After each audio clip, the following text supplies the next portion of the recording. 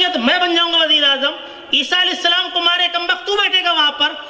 وہ تو بغیر باپ کے پیدا ہوئے، وہ فلسطین میں پیدا ہوئے، وہ پیغمبر تھے، صاحب شریعت تھے، ان پر بائبل نازل ہوئی، ان کو ماننے والی ایک امت ہے. تو تین تیرا کس میں آتا ہے بھائی؟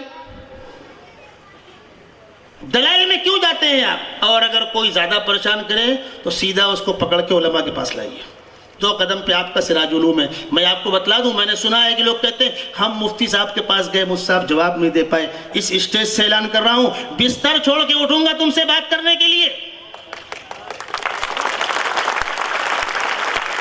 تمہاری کیا اوقات ہے؟ تم جس کو کہہ رہے ہو مردود کو، میں اس کو چیلنج کرتا ہوں، چاہے ڈھونڈی چل کے آ جائے یا اورنگ آباد میں کوئی مقام طے کر لے، چوراہا اسٹیج لگا لے، میں بات کرنے آنے کو تیار ہوں. زندگی موت کا اللہ مالک ہے. اور رات میں بیٹھیں گے ہوٹلوں میں، دلدارے بیٹھے ہیں، ارشاد میں بیٹھے ہیں، بالا کمپاؤنڈ میں بیٹھے ہیں، پوری دنیا کا غم انہی کے سینے میں ہے. وہ مسلمان بہت تکلیف میں ہے، مارے جا رہے ہیں، کوئی تو ہمارا گائیڈ ہونا چاہیے. ماشاءاللہ تشریف لے آئے ہیں وہ چکا بہار کا، دربھنگا کا رہنے والا چورکٹ. آپ زندگی پڑھیے اس کی، 1 نمبر کا آوارہ، بالکل حقیقت ہے. کوئی جوڑ ہے؟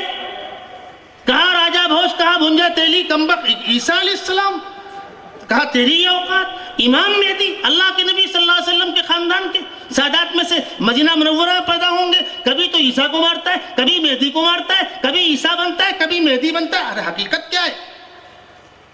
ہاں، ہو کیا رہا ہے؟ اس میں پیسے کا استعمال بھی ہو رہا ہے، جادو کا استعمال بھی ہو رہا ہے. اس کام میں پیسے کا استعمال بھی ہو رہا ہے، جادو کا استعمال بھی ہو رہا ہے.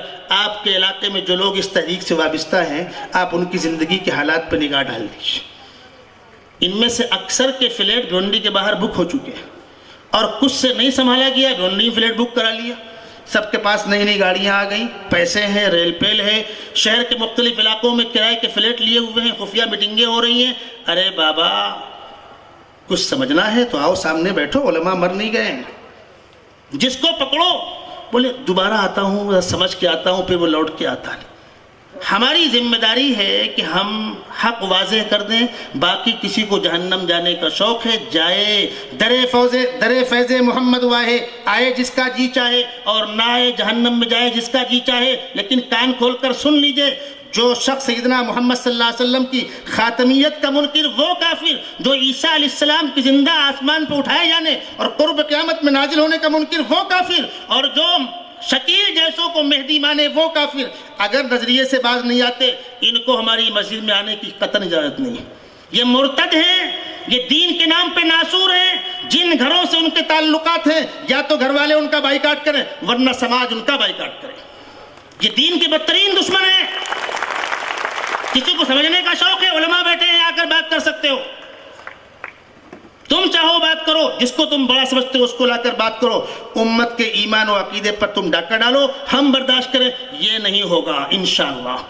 میرے دوستو، یہ میں نے اختصار کے ساتھ آپ کے سامنے تعارفی بات کی.